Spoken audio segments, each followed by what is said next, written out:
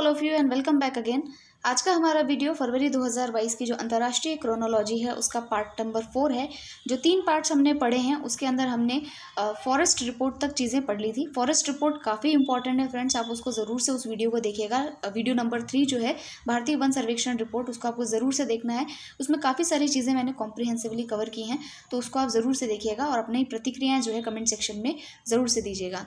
आज का जो हमारा वीडियो है वो अंतरिक्ष और रक्षा प्रौद्योगिकी यानी space and science technology defence technology के ऊपर है, जिसके अंदर हम जो नवीन तकनीकें अभी जो ईजाद हुई हैं, कोई मिसाइल्स हैं वगैरह जो हैं, उनको हम पढ़ेंगे। एग्जाम्स के अंदर इस पोर्शन में से भी काफ़ी क्वेश्चन आते हैं और इसमें अगर मान लीजिए कोई भी नई मिसाइल्स हैं, टेक्नोलॉजी हैं, ऐसी कुछ भी ईजाद होती है या कुछ इनोवेट होता है तो उसके ऊपर क्वेश्चन नेम के ऊपर जो क्वेश्चन है वो पूछ लिया जाता है। जैसे अगर आप आरएस प्रीलिम्स का क्वेश्चन देखेंगे, क्वेश्चन पेपर आरएस प्रीलिम्स 2021 वाला जो आरएस प्रीलिम्स देखेंगे तो उसके अंदर जो है 2018 वाले में पूछे गए थे और इस वाले एग्जाम्स में भी स्पेस और डिफेंस टेक्नोलॉजी से काफ़ी सारे क्वेश्चंस आते हैं। तो चलिए हम स्टार्ट करते हैं हमारे वीडियो को। तो फर्स्ट हमारे पास में है, रशिया ने जो है ज़िरकॉन मिसाइलों का जो है सफल परीक्षण किया है। तो ये क्या है, तो देखिए अभी रशिया और यूक्रेन का विवाद चल रहा है। आपने अगर देखा होगा तो रशिया और यूक्रेन के मध्य जो है विवाद चल रहा है। यूक्रेन ने कहा है कि उसको नाटो का सदस्य बनना है, रशिया की डिमांड है कि वो नाटो का सदस्य ना बने। उसके अपने कंसर्न्स हैं और काफ़ी सारे इसके अंदर जो है डायमेंशंस खुलते हैं, जो हम अगर आईआर पढ़ेंगे तो उसमें आपको क्लियर करेंगे। तो देखिए रशिया ने ज़िरकॉन मिसाइल का सफल परीक्षण किया है और रशिया जो है ये यूक्रेन के साथ बढ़ते तनाव के बीच जो है उसने आधुनिकतम 10 हाइपरसोनिक ज़िरकॉन मिसाइलों का एक फ्रिगेट से सफल परीक्षण किया है। तो आप नाम ध्यान रखिएगा कि ये ज़िरकॉन मिसाइल किसकी है, तो रशिया की है और इसकी जो स्पीड है वो साउंड की यानी ध्वनि की गति से भी 9 गुना तेज़ है। ठीक है, इससे भी 9 गुना तेज़ उड़ान भरने में ये सक्षम है। इसकी मारक क्षमता जो है वो 1000 किलोमीटर की है और ये ज़मीन से और नौसेना से दोनों प्रणालियों से हमला करने में सक्षम है। तो ये इंपॉर्टेंट है, ज़िरकॉन किसकी है, रशिया की है, नाम से ध्यान रखना है। सेकंड है एक क्षुद्र ग्रह के बारे में। क्षुद्र ग्रह को इंग्लिश में एस्टेरॉयड बोलते हैं। तो देखिए ये जो एस्टेरॉयड है ये जो दुबई स्थित बुर्ज खलीफा है उससे भी ज़्यादा बड़ा है और इसको जो है अर्थ के लिए यानी धरती के लिए खतरनाक जो क्षुद्र ग्रह है उसकी श्रेणी में रखा गया था, यानी कि धरती से काफ़ी नज़दीक से ये जो है गुजरा था। इसका नाम है 1994 PC-1। 1994 PC-1 है। तो अगर आपसे पूछ ले कि हाल ही में चर्चा में रहा 1994 PC-1 क्या है तो आप बता सकते हैं कि एक क्षुद्र ग्रह था। थर्ड है इसरो ने गगनयान के लिए क्रायोजेनिक इंजन का सफल परीक्षण किया है। गगनयान क्या है, तो गगनयान जो है भारत के द्वारा पहला अंतरिक्ष में मानव को भेजने का जो लक्ष्य है उसके अंदर रखा गया है, मिशन है ये। तो उसमें मानव को जो है अंतरिक्ष में भेजा जाएगा। तो ये गगनयान मिशन है और इसके लिए क्रायोजेनिक इंजन जो है वो उसकी जो है अभी परीक्षण जो है वो किया गया है।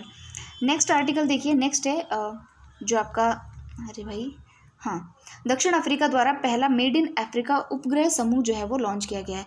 यानी कि मेड इन अफ्रीका सैटेलाइट जो ग्रुप है, कॉन्स्टलेशन ग्रुप है, उसको लॉन्च किया गया है। कॉन्स्टलेशन नहीं सॉरी ग्रुप है, उसको लॉन्च किया गया है। उसका नाम है, दक्षिण अफ्रीका ने अफ्रीकी महाद्वीप में निर्मित पहले उपग्रह समूह यानी satellite of the MDA set constellation का प्रक्षेपण जो है वो किया है। तो ये जो है क्योंकि अफ्रीका और ऐसे जो कंट्रीज़ है ये दूसरे कंट्रीज़ की सहायता से अपना सैटेलाइट जो है प्रक्षेपित करवाते हैं, लेकिन इस बार इंडिजिनियसली इन्होंने जो है लिखा है यहाँ पर मेड इन अफ्रीका, अफ्रीका में बना है और अफ्रीका से उसको प्रक्षेपित किया है। आगे क्या है कि वस्तुतः देश के पहले मैरीटाइम डोमेन अवेयरनेस सैटेलाइट, इसका फुल फॉर्म देख लीजिए, MD सेट का मतलब है मैरीटाइम डोमेन अवेयरनेस सैटेलाइट समूह के तहत स्थानीय स्तर पर निर्मित 3 छोटे उपग्रह को अमेरिका के कैंप कार्निवल से प्रक्षेपित किया गया था। इसे अमेरिकी एरोस्पेस कंपनी स्पेसएक्स के ट्रांसपोर्टर 3 मिशन के हिस्से के रूप में प्रक्षेपित किया गया है। यानी कि कहने का मतलब ये है कि ये सैटेलाइट का निर्माण तो अफ्रीका के अंदर किया गया, लेकिन इसका प्रक्षेपण जो है, जो इसको अर्थ की सैटेलाइट के अंदर जो प्रक्षेपित किया गया है, इस सैटेलाइट में जो प्रक्षेपित किया गया है वो अमेरिका के केप कॉर्निवल, क्या नाम है भाई, केप कैनवेरल यहाँ से जो है इसको प्रक्षेपित किया गया है। और अमेरिका के आप जानते हैं स्पेसएक्स जो कंपनी है, स्पेसएक्स का नाम आपने सुना ही है, एलन मस्क की, तो उनके द्वारा जो ट्रांसपोर्टर 3 मिशन है उसके द्वारा इसको प्रक्षेपित किया गया है। तो ये ध्यान रखेंगे आप। फिर चाइना ने जो है एक सैटेलाइट लॉन्च किया है जिसका नाम है G1-102E। ठीक है, तो ये नाम ध्यान रखना है। तो आप पूछ लेगा हाल ही में चर्चा में रहा G1-102 क्या है, तो आप बताएंगे सैटेलाइट है, किसका है, तो ये चाइना का है। ठीक है, और ये वही इसका जो महत्वपूर्ण तथ्य है वो देख लेते हैं। ये 2.5 किलोग्राम का है और इंफ्रारेड और हाइपर स्पेक्ट्रल कैमरों से लैस है। इसके कैमरे की इसके कैमरा पृथ्वी की पूर्ण रंगीन तस्वीरें जो है वो ले सकता है। ये 5 मीटर के ऑप्टिकल उपग्रह 01 के साथ काम करेगा और ये उपग्रह चीनी क्षेत्र के पुनर्निरीक्षण समय को 3 दिन से घटाकर 2 दिन जो है वो कर देगा। यानी कि सैटेलाइट्स का तो जो बेसिकली वर्क होता है वही इसका है। सैटेलाइट का नाम आपको ध्यान रखना है। नेक्स्ट है हमारा एंटी टैंक 84 के लिए स्वीडिश कंपनी के साथ जो है अनुबंध किया गया है। तो देखिए, भारत ने स्वीडन की कंपनी है साब, नाम क्या है कंपनी का, साब कंपनी है, उसके साथ एंटी टैंक हथियार 84 की खरीद का जो है वो समझौता किया। तो आपसे पूछ लेंगे 84 जो है उसके लिए समझौता किससे किया गया, तो स्वीडन की कंपनी साब जो है उसके साथ में किया गया है। इसका उद्देश्य 84 का उद्देश्य देखिए क्या है, जो पैदल सैनिक इकाइयाँ हैं उनको बख्तरबंद वाहनों और किलेबंदी को नष्ट करने का एक साधन देना है। ठीक है, तो जो आपके जो सामने से टैंक आता है और जो किलेबंदियाँ जो होती है उसको नष्ट करने के लिए ये एक तरीके से असिस्ट करेगा ये टैंक।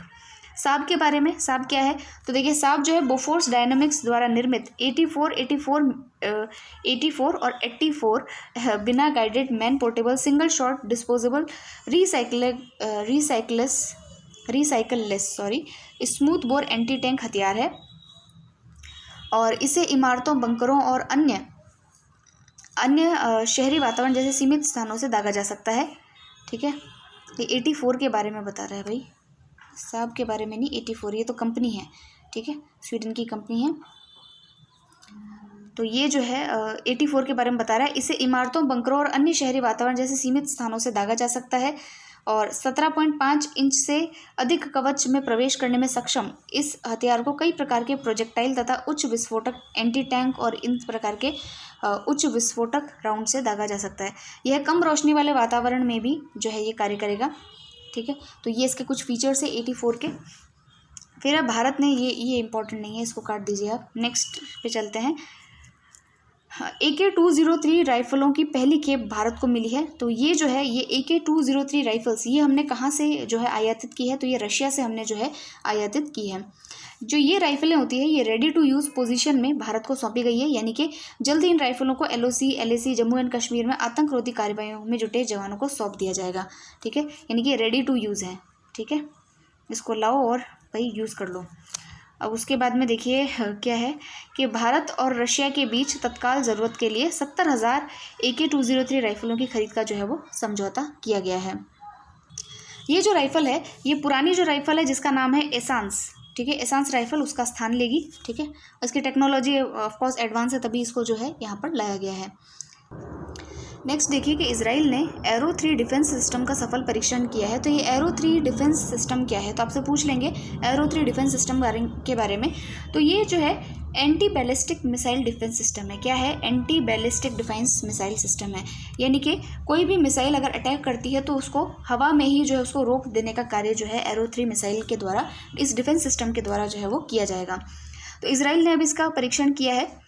तो देखिए एरो वेपन सिस्टम इजराइल की उस रक्षा प्रणाली का हिस्सा है जो वायुमंडल की ओर से आ रही लंबी दूरी की मिसाइल को धरती से सैकड़ों किलोमीटर ऊपर ही बर्बाद कर सकता है। ठीक है, एरो सिस्टम में लगे ऑपरेशन रडार एरे दुश्मन के हथियारों का पता लगाकर फायर मैनेजमेंट सिस्टम तक डेटा पहुंचाते हैं, जो डेटा का विश्लेषण करता है और तत्पश्चात दुश्मन के हथियार जैसे कि मिसाइल को हवा में ही रोक सकता है। तो ये इसकी इंपॉर्टेंट बातें थी। नेक्स्ट हम चलेंगे अब आर्थिक परिदृश्य के ऊपर। ये इतना ही था डिफेंस और स्पेस टेक्नोलॉजी में। तो इसमें देखते हैं।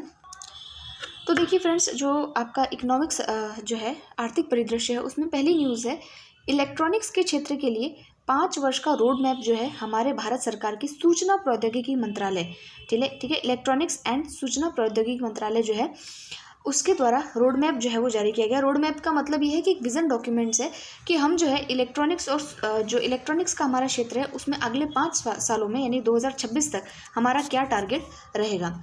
तो देखिए इन्होंने जो है एक डॉक्यूमेंट जारी किया है, उस डॉक्यूमेंट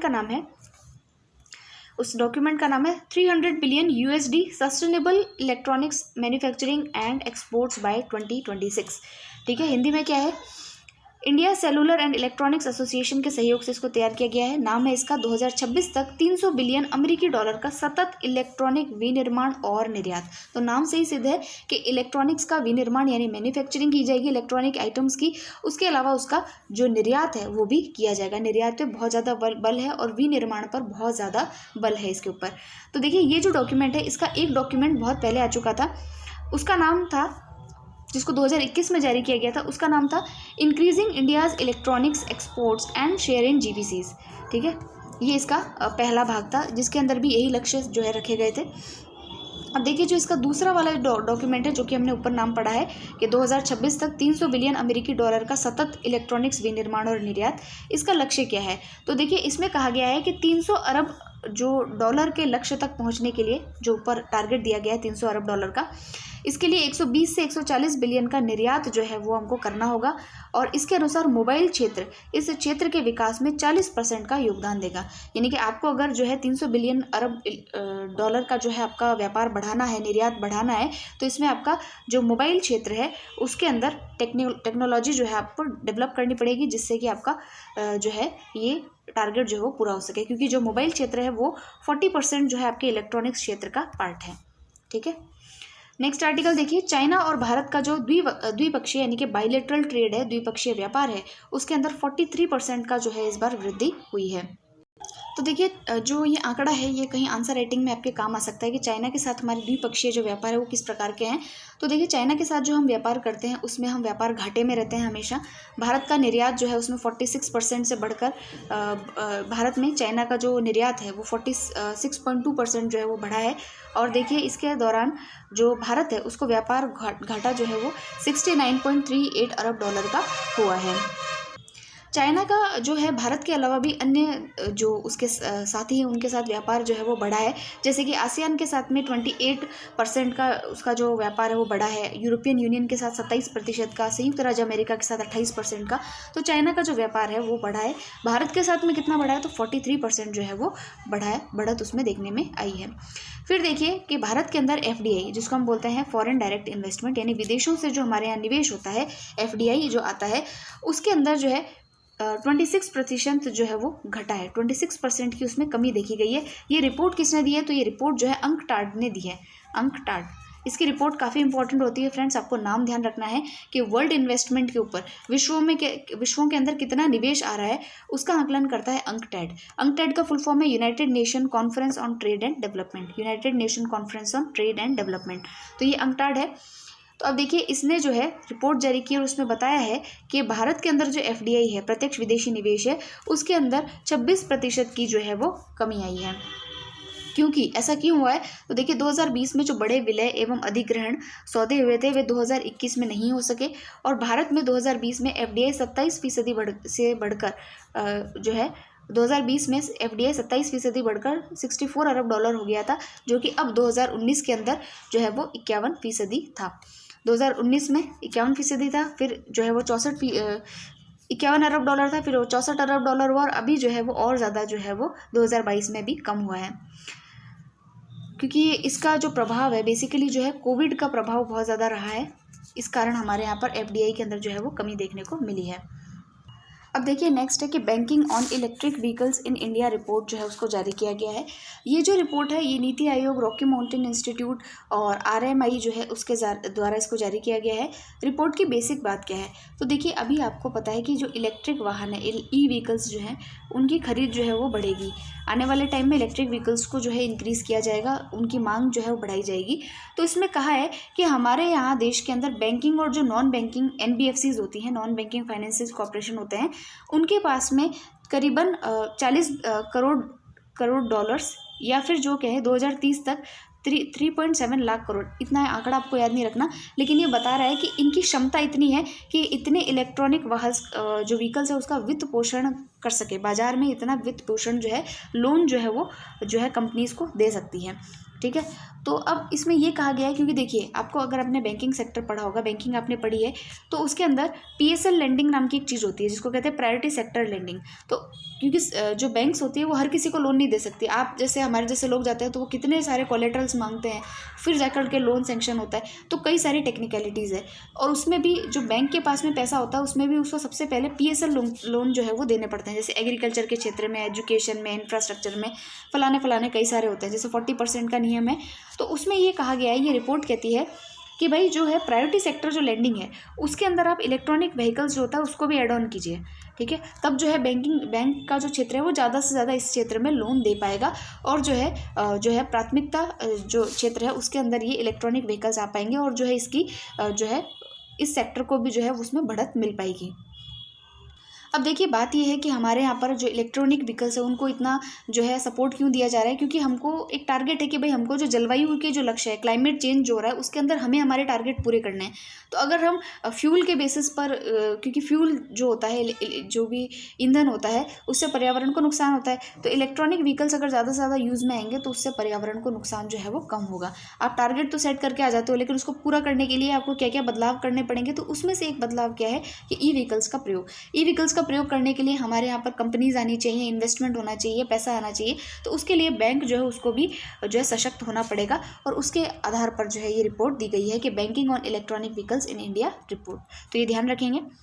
फिर नेक्स्ट आर्टिकल देखिए। फिर देखिए, आपको फर्स्ट वाला लेक्चर अगर याद हो तो मैंने बताया था कि जो ब्रांड फाइनेंस है उसके द्वारा जो है एक ग्लोबल रिपोर्ट जारी की गई। उसने बताया कि भाई 2022 के अंदर सबसे टॉप मोस्ट ब्रांड कौन कौन से हैं। ठीक है, तो ब्रांड आपको पता ही है, आज भी हम एप्पल का फ़ोन लेने के लिए उसमें भी वर्जन्स होते हैं, जनरेशन्स होती हैं, वो लेने के लिए मरते हैं। तो एप्पल जो है सबसे तगड़ा ब्रांड है, एकदम फर्स्ट नंबर पर। ठीक है, उसके अलावा जो ब्रांड्स हैं वो आप देखिए, एप्पल है, अमेजन है, गूगल है, Microsoft, Walmart, Samsung, Facebook, China का औद्योगिक और व्यावसायिक बैंक, हवाई और वेरिजॉन। तो ये टॉप 10 के अंदर जो है ये ब्रांड है। तो भारत का कोई ब्रांड है क्या? तो देखिए, टाटा समूह भारत में और दक्षिण एशिया में सबसे मूल्यवान ब्रांड के रूप में जो है वो उभरा है। टॉप 100 में ये भारत का एकमात्र ब्रांड है। ठीक है, और इसमें जो है वैश्विक भागीदारी के अंदर 78 जो रैंक है वो इसके अंदर मिली है। किसको? टाटा समूह को।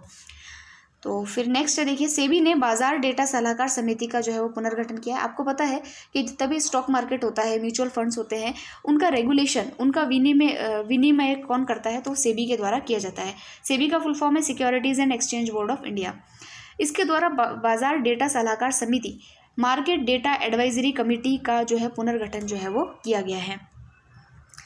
तो इसमें अब अध्यक्ष और ये उपाध्यक्ष किसको बनाया गया? तो इस समिति का पुनर्गठन नेशनल लॉ यूनिवर्सिटी दिल्ली के प्रोफेसर एवं भारतीय दिवाला और सृजन क्षमता बोर्ड के पूर्व अध्यक्ष डॉक्टर MS साहू की अध्यक्षता में जो है वो किया गया है। इतना जो है इसमें नाम थोड़ा ध्यान रखिएगा, बाकी इतना इंपॉर्टेंट कुछ इसमें है नहीं। ठीक है, हाँ, नेक्स्ट है।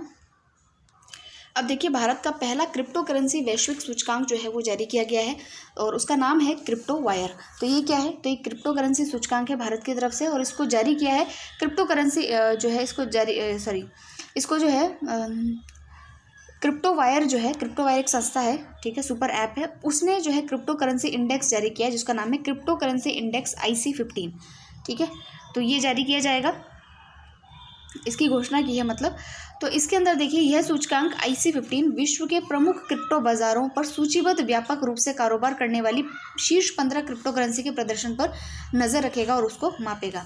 तो IC15 क्या करेगा कि जितने भी क्रिप्टो करेंसीज़ हैं, टॉप 15 जो क्रिप्टो करेंसीज़ है, उसका कितना ट्रेडिंग होता है, किस तरीके से होता है, तो उसके ऊपर ये ध्यान रखेगा। ठीक है, और इसमें देखिए कि जो है इसमें कौन कौन सी जो है क्रिप्टो करेंसीज़ को इंक्लूड किया जाएगा, जैसे कि बिटकॉइन है, इरेथ्रम है, और लिटकॉइन है, बिनांस कॉइन है, सोलाना है, तेरा है, चेन लिंक है, जैसी क्रिप्टो करेंसीज़ जो है इसके अंदर इंक्लूड की गई है।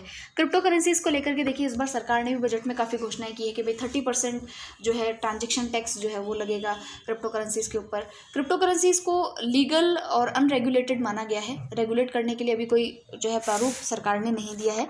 तो ये क्रिप्टो करेंसीज़ को लेकर के है। अगर आपके पास कोई क्वेश्चन आता है मेंस में क्रिप्टो करेंसीज़ पे, तो आप ये चीज़ भी उसमें इंक्लूड कर सकते हैं। फिर देखिए नेक्स्ट आर्टिकल। फिर देखिए, RBI ने जो है ऑफलाइन डिजिटल पेमेंट को मंजूरी दी है। तो ये किस क्षेत्र में दी है और कितने रुपए तक की मंजूरी दी है?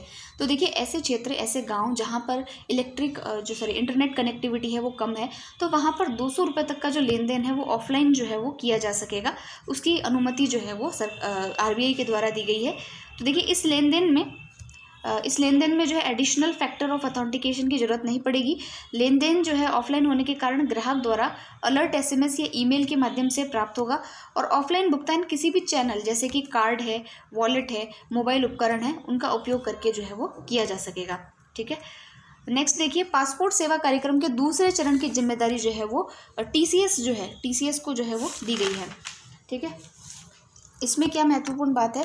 तो देखिए कि जो है तो यहाँ देखिए आप कि जो पासपोर्ट सेवा केंद्र है, सेवा कार्यक्रम है, उसकी शुरुआत 2008 में हुई थी। इसके तहत जो देखिए पासपोर्ट से संबंधित जो भी कार्य उनको त्वरित करने के लिए, डिजिटलाइज करने के लिए ये कार्य जो है सरकार के द्वारा किया जा रहा था। और उसके अंदर TCS के द्वारा जो है इसको पहले से स्टार्ट किया गया था, यानी कि जितनी भी सेवाएं हैं उनको समयबद्ध पारदर्शिता तरीके से करने के लिए TCS के द्वारा ये कार्य किया गया था। और दोबारा से जो है इसका 2.0 जो प्रोग्राम है वो स्टार्ट किया गया है। तो देखिए विदेश मंत्रालय जो है उसका एक टारगेट है कि भाई हर जो निर्वाचन क्षेत्र है, लोकसभा निर्वाचन क्षेत्र है, उसमें एक पासपोर्ट केंद्र जो है वो खोला जाए।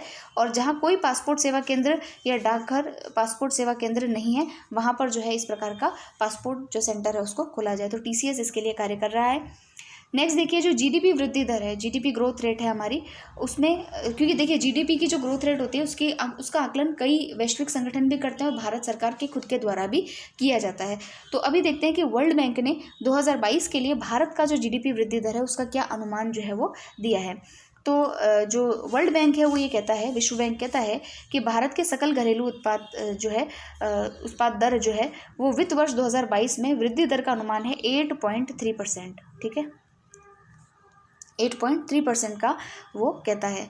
उसके अलावा 2024 के लिए वो अनुमान लगा करके बोलता है कि ये जो है 2023 और वित्त वर्ष 2024 के लिए भारत ने अपने अनुमान को बढ़ाकर 8.7 और 6.8% तक जो है वो किया है।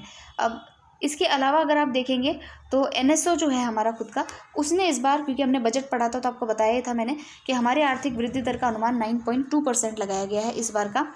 और संयुक्त राष्ट्र के द्वारा अगर आप देखेंगे तो संयुक्त राष्ट्र तो जो है बहुत ज़्यादा कम बता रहा है कि 6.5% तक ही जो है भारत का GDP वृद्धि दर वो रहने वाला है। ठीक है, तो ये कुछ उसमें बात थी। फिर देखिए प्रधानमंत्री ने 16 जनवरी को राष्ट्रीय स्टार्टअप दिवस के रूप में मनाने की जो है वो घोषणा की है। तो स्टार्टअप्स आप जानते ही हैं कि नया कारोबार लगाने को ही स्टार्टअप कहा जाता है, एंटरप्रेन्योर, उन लोगों को एंटरप्रेन्योर कहा जाता है। तो 16 जनवरी को जो है वो जो है ये इसमें देखिए कि प्रधानमंत्री ने स्टार्टअप इंडिया के 6 साल पूरे होने पर 15 जनवरी 2022 को जो है भविष्य के कारोबारियों के लिए मतलब उत्साह बढ़ाने के लिए 16 जनवरी को नेशनल स्टार्टअप डे मनाने की घोषणा जो है वो की है।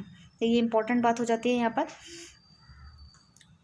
फिर देखिए वर्तमान में भारत के अंदर जो है 60,000 से अधिक स्टार्टअप्स इकाइयाँ हैं और 42 से अधिक यूनिकॉर्न जो है, यूनिकॉर्न का मतलब होता है जो $1 अरब से अधिक का मूल्यांकन, $1,000 से अधिक जिसका जो है कैपिटल होता है, मतलब वैल्यूएशन होता है, उस कंपनी को जो है यूनिकॉर्न कंपनी कहा जाता है।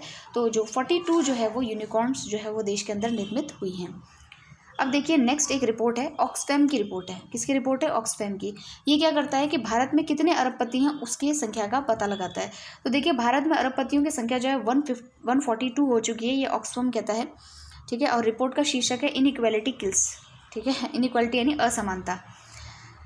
तो अब देखिए इसके अंदर कहा है कि भारत में 84% परिवारों को एक वर्ष में अपनी आय में भारी गिरावट का सामना करना पड़ा है। वहीं अरबपतियों की संख्या जो है 102 से बढ़कर कितनी हो गई है? 142 हो गई है। फिर अदर बातें इसके अंदर क्या है कि जो है, तो देखिए अन्य इम्पॉर्टेंट बात यह है कि भारत के अंदर जो अमीरी है, अरबपति लोग जो हैं वो चाइना और संयुक्त राज्य अमेरिका के बाद में 3rd नंबर पे जो है इंडिया का ही नाम आता है। किसमें? जो है इनमें अरबपतियों के अंदर। ठीक है, नेक्स्ट आर्टिकल देखिए कि डिजिटल भुगतान सूचकांक यानी DPI, डिजिटल पेमेंट इंडेक्स जो है वो जारी किया गया है। इसके तहत जो भी डिजिटल पेमेंट्स होते हैं उसके बारे में जो है पता चलेगा देश भर में कितने तीव्रता आई है डिजिटल भुगतान में। इसको जारी किया है RBI के द्वारा। नेक्स्ट आर्टिकल देखिए, ये है स्विगी के बारे में। स्विगी ने जो है अभी आपका जो है इन्वेस्को के साथ में एक एग्रीमेंट साइन किया है और उसके साथ इसने फंडिंग जो है वो रेज़ की है। इसके साथ ही स्विगी जो है $10.7 अरब के टोटल वैल्यूएशन तक पहुंचने वाली पहली डेकाकॉर्न जो कंपनी है वो बन गई है। खनिज पदार्थों के उत्पादन में वृद्धि आई है। आपको पता है कि जो खान मंत्रालय है, खान ब्यूरो है, उसके द्वारा ये चीज़ें जारी की गई कि भाई कितना जो है हमारे यहाँ पर मिनरल्स जो है वो बढ़े हैं। फिर देखिए एप्पल जो है वो अमेरिका की सिलिकॉन वैली की कंपनी है और उसके अंदर जो है उसकी वैल्यूएशन तो अभी हमने पढ़ी थी, ब्रांडिंग में सबसे ज़्यादा है। उसके अलावा एप्पल जो है वो उसका जो मार्केट कैपिटल है वो $3 ट्रिलियन को पार कर गया है। ठीक है, ये पहली कंपनी बनी है विश्व की जिसका मार्केट कैपिटल $3 ट्रिलियन का है। फिर देखिए भारत सेमीकंडक्टर मिशन। तो भारत में सेमीकंडक्टर वेफर फैब्रिकेशन सुविधाओं की स्थापना के लिए बड़े निवेश को आकर्षित करने के लिए सूचना प्रौद्योगिकी मंत्री अश्विनी वैष्णव ने भारत सेमीकंडक्टर मिशन जो है उसको जारी किया है। तो केंद्र द्वारा भारत में सेमीकंडक्टर्स और डिस्प्ले मैन्युफैक्चरिंग इकोसिस्टम के विकास के लिए ऐसी कंपनियों को आमंत्रित किया जाएगा ताकि वो यहाँ पर आके फिर निर्माण कर सकें। फिर देखिए, भारत बना खीरा व ककड़ी का सबसे बड़ा उत्पादक देश। तो इसने जो है इतने सारे इतना मीट्रिक टन ककड़ी और खीरे का जो है वो निर्यात किया है, यानी कि एक्सपोर्ट किया है। ठीक है, तो ये भी इम्पोर्टेंट बात हो जाती है। फिर देखिए कि भारत के अंदर जो है वर्ल्ड का जो खीरा उत्पादन होता है उसका 15% जो प्रोडक्शन है वो इंडिया के अंदर होता है। रिलायंस की जो रिटेल कंपनी है उसने क्विक कॉमर्स फर्म है जिसका नाम है डंजो, उसमें $200 मिलियन का जो है वो निवेश किया है। तो इस निवेश के साथ ही बेंगलुरु स्थित इस स्टार्टअप में रिलायंस की 25% की हिस्सेदारी हो गई है। यानी कि एक स्टार्टअप है जिसका नाम है डंजो, और ये कहाँ का है, तो ये जो है अपने भारत के अंदर ही, जो भाई बेंगलुरु है कर्नाटक के अंदर, वहाँ का ये एक स्टार्टअप है और उसमें रिलायंस ने जो है अभी अपना जो है निवेश किया है $200 मिलियन का। सोचिए कितना मिलियन, $200 मिलियन का। यानी इसके अंदर अब जो है रिलायंस के शेयर बढ़ जाएंगे और 25% तक जो है वो इसके अंदर रिलायंस के शेयर हो जाएंगे। ठीक है, और उसके अलावा इसके अंदर क्या है, इसमें देखिए कि जो डुंजो है इसमें माइक्रो वेयर हाउस जो होते हैं, माइक्रो वेयर हाउसेस, इसके नेटवर्क से आवश्यक वस्तुओं की जो डिलीवरी है वो तुरंत जो है वो करवाई जाती है। ये इसका कार्य है। फिर है ऑटोमेटिक जनरेशन कंट्रोल। ये क्या है, तो देखिए केंद्रीय बिजली मंत्री ने ऑटोमेटिक जनरेशन कंट्रोल को जो है राष्ट्र को समर्पित किया है। ये क्या करेगा कि 2030 तक 500 गीगावाट की गैर जीवाश्म आधारित जो ईंधन क्षमता है उसका महत्वाकांक्षी लक्ष्य हासिल करने में जो है वो सहायक रहेगा। तो एजीजी के माध्यम से पॉसोको यानी कि विद्युत प्रणाली की निरंतरता और विश्वसनीयता कायम रखने के लिए प्रति 4 सेकंड पर बिजली संयंत्रों को संकेत भेजता है। तो ये बेसिकली क्या है, तो ये जो आपका ऑटोमेटिक जनरेशन कंट्रोल है ये आपकी जो है ऊर्जा जो ज़रूरत है उसको गैर जीवाश्म ऊर्जा के अंदर जो है वो हासिल करने में हमारी सहायता करेगा। और नेक्स्ट जो है आपका आर्टिकल वो देखते हैं। अब देखिए एक जो है छोटे व्यवसायों को ऑनलाइन जो ऋण देती है एक कंपनी है जिसका नाम है इंडिफी टेक्नोलॉजी। ठीक है, तो ये इंडिफी टेक्नोलॉजी है, इसने अभी जो है गूगल पे के साथ में भी एक समझौता किया है। उस समझौते के तहत ये क्या करेगी कि जो MSME उद्योग होते हैं उनको जो है छोटे ऋण जो है ये उपलब्ध करवाएगी। इसके अलावा जो इंडिफी है उससे पहले अमेजोन, जोमेटो, स्विगी इन सब के साथ में भी जो है वो साझेदारी जो है वो कर चुका है। ठीक है, फिर देखिए नेक्स्ट है मुकेश अंबानी की जो टेलीकॉम कंपनी है जिसका नाम है रिलायंस जियो, उसने अपने यूज़र्स के लिए एक नई सर्विसेज जिसको हम कहते हैं जियो ऑटो पे, ठीक है, इसको लॉन्च किया है। जियो द्वारा यह सेवा national payment corporation of India के साथ मिलकर जो है वो की गई है। ठीक है, आप देखेंगे इसके बारे में तो आगे और क्या आता है। तो ये हो गया।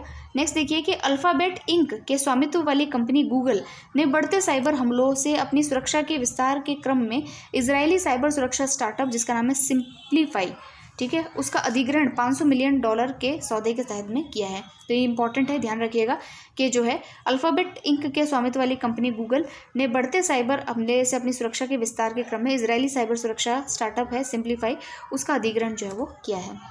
ठीक है, तो ये इसके बारे में इम्पोर्टेंट था। नेक्स्ट यहाँ पर देखिए कि जो IMF है उसने अपनी एक रिपोर्ट है, इंपॉर्टेंट रिपोर्ट है, वर्ल्ड इकोनॉमिक आउटलुक रिपोर्ट, विश्व आर्थिक आउटलुक रिपोर्ट। इसके अंदर जो है भारत का जो आर्थिक विकास है उसका अनुमान जो है वो 9% जो है वो कर दिया है कि भाई भारत की जो वृद्धि है वो 9% जो है वो रहेगी, यानी कि इसको घटा दिया है 2021-22 के लिए। तो ये थी फ्रेंड्स आज का जो है हमारा इकोनॉमिक रिव्यू, इकोनॉमिक जो हमारा परिदृश्य था, आर्थिक परिदृश्य, उसकी न्यूज़। अब हम पढ़ेंगे प्रादेशिक परिदृश्य जो कि नेक्स्ट वीडियो में आपको बताया जाएगा, तो बने रहिएगा आप चैनल के साथ में। अब हम जो है मैगजीन के समापन की तरफ है। प्रादेशिक परिदृश्य पढ़ने के बाद में लेस इंपॉर्टेंट चीज़ें रह जाएगी जिसमें कि हमको पुरस्कार, सम्मान, वन लाइनर फैक्ट वगैरह पढ़ने होंगे। तो मिलते हैं नेक्स्ट वीडियो में, बने रहिएगा चैनल के साथ। Thank you very much for listening.